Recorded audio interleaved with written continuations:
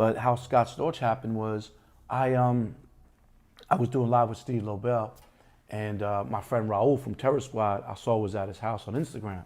So I hit him up. I said, I need to interview Scott. So he's like, okay, come tomorrow to this address. And he sends me to this address, and I come with my crew, and Scott's sitting in the house. And I bought my Chameleonaire plaque because I wanted Scott to sign it. Mm-hmm. So I interviewed him for Live with Steve Lobel. And when I was done, he's like, got Dr. Dre's number? I said, no, but I did have it. And then he said, you want to manage me? I said, could you give me 24 hours?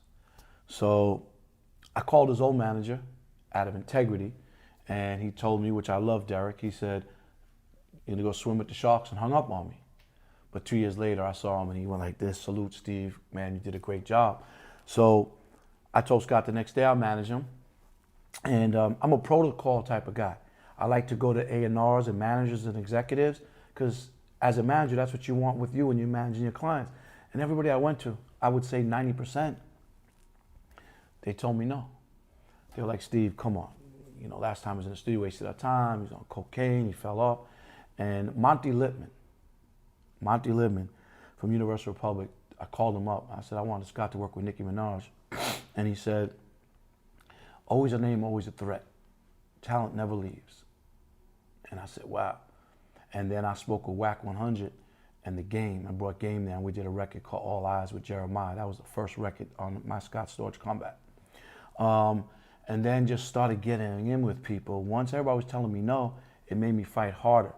So I would just go to the artist direct, and I keep people around me who are younger than me and smarter than me. You know, a successful person is always surrounded by people smarter than themselves.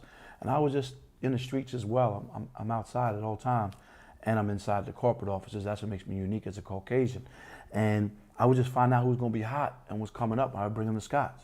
Scott didn't know the mentality of, what do you mean we're gonna work with them and get paid after? He used to always get paid up front, people waiting online for him at the Hit Factory years ago.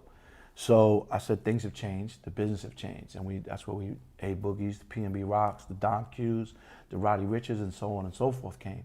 And then later on, I gave him Dr. Dre's number, and they reunited, and now he's fixed a lot of his relationships that he burnt because of drugs.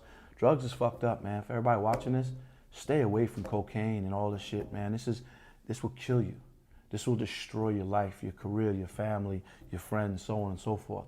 You know, I never did cocaine, I never drank, I never do drugs, but you know, who am I? Only God could judge, but I just saw it ruin a lot of people's lives.